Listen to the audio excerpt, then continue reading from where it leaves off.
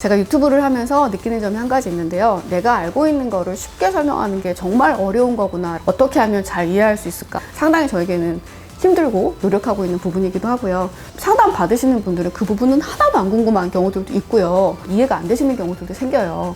그래서 요 댓글 밑에다가 댓글 남겨주시면 요 부분들 궁금해 하셨구나 하고 또 다음 영상 제작하는 데 도움이 될 것 같습니다.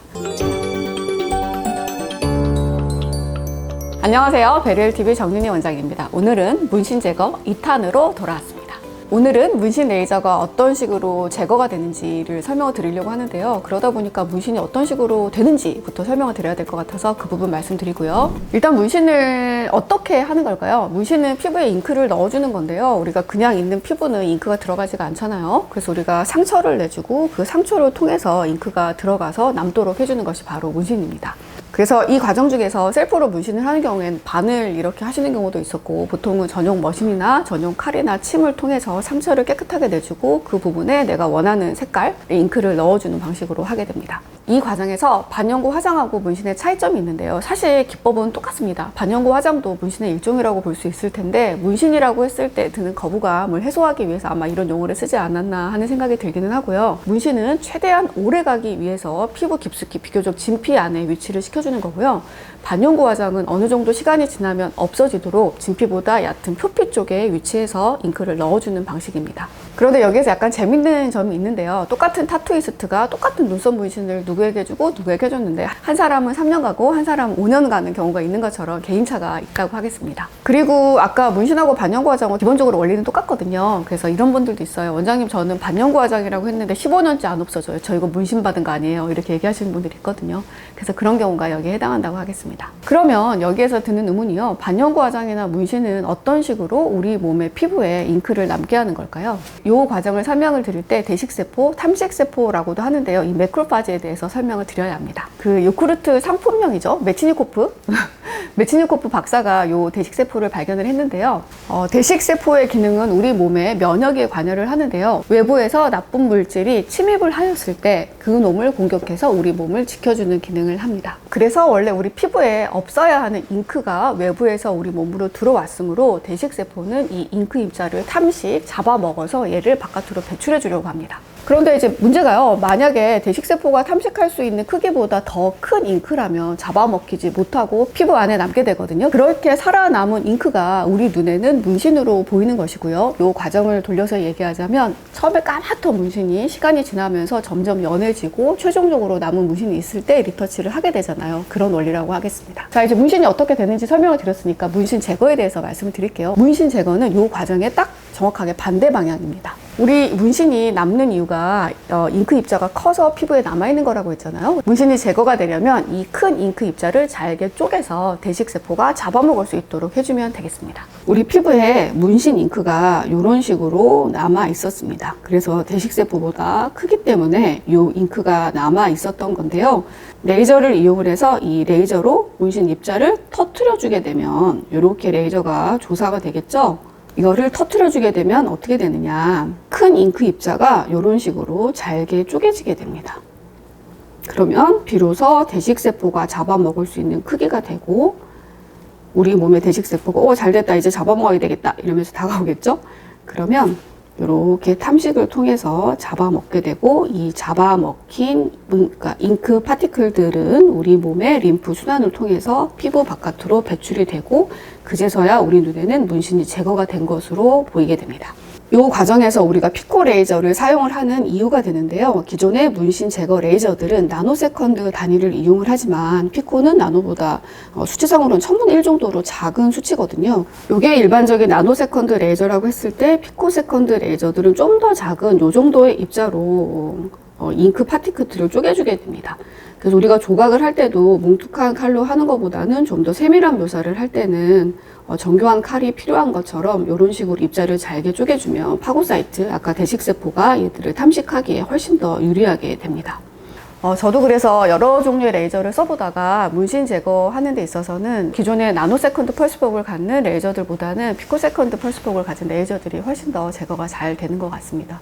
잘 된다 하면 경과도 훨씬 말도하고, 그리고 불편감도 적으면서 횟수도 좀 줄어들고 깨끗하게 지워지는 그런 경향이 있습니다. 그리고 또 한 가지 고려해야 될 내용은 바로 레이저의 출력입니다. 이제 쉽게 비유를 들어서 설명을 해보자면 우리가 마늘을 칼을 옆으로 누워서 내리쳐서 다진다고 생각을 해볼게요.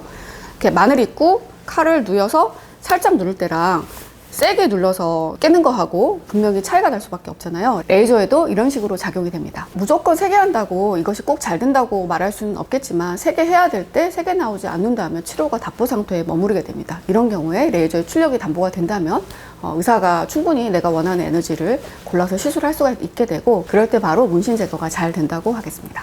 그래서 같은 피코 레이저라고 할지라도 저가형 레이저들은 출력이 좀 약한 경우들도 있고 해서 쉽게 예를 들어서 내가 총을 아무리 잘 쏜다고 해도 총 자체가 후지면 관역을 잘 맞출 수가 없겠죠. 문신 제거의 원리 중에서 저희가 앞에 설명드린 내용은 잉크 입자를 잘게 부수어서 매크로파지의 탐식 작용에 의해서 림프 순환을 통해서 청소되도록 하는 시스템이었습니다. 그리고 여기에 두 가지가 더 있는데요. 첫 번째는 기화입니다. 기화라고 하는 거는 공기 중으로 날아가는 건데요. 비교적 표면에 있는 잉크 입자가 비교적 표면에 있는 문신이 레이저에 딱 맞게 되면 순간 소리가 퍽 혹은 툭 맞으면서 그 즉시 공기 중으로 날아가게 됩니다. 잉크의 입자가 잉크의 양이 정말 많았던 경우는 레이저가 퍽 하고 들어가면서 아주 큰 소리가 나기도 합니다. 그리고 두 번째는 트랜스 에피더멀 엘리미네이션이라고 하는데요. 요거를 설명을 해보자면 트랜스 모모를 통해서 에피더미스 표피를 통해서 엘리미네이션 제거가 된다라는 뜻인데요.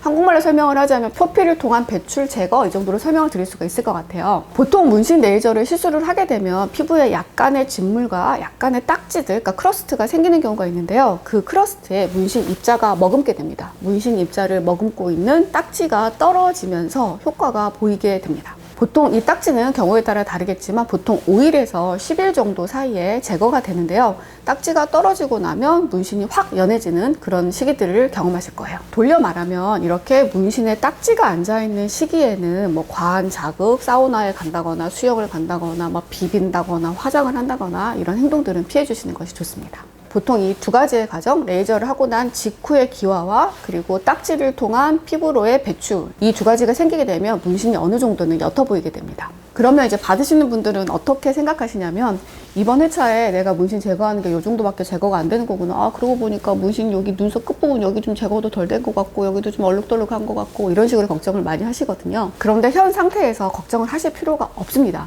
왜냐하면 아까 제가 앞서 말씀드린 것처럼 이 잉크 입자는 잘게 쪼개진 채로 우리 피부 속에 머물게 되는데요.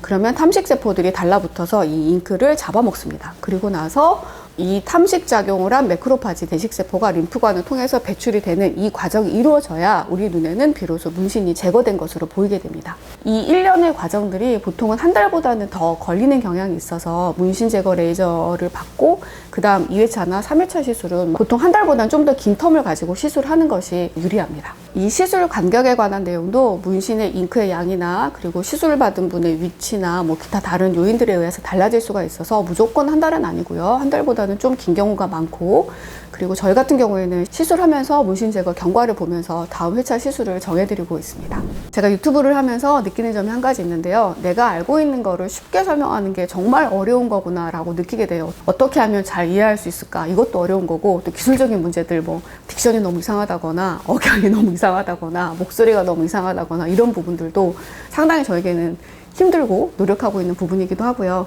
또 한 가지는 뭐냐면 내가 생각하기에는 요거만 알면 다 이해가 될 것 같아서 그 부분을 정말 열심히 설명을 드리거든요. 상담 받으시는 분들은 그 부분은 하나도 안 궁금한 경우들도 있고요. 또 내가 알고 있는 것들을 그분이 알고 있지 않기 때문에 이해가 안 되시는 경우들도 생겨요.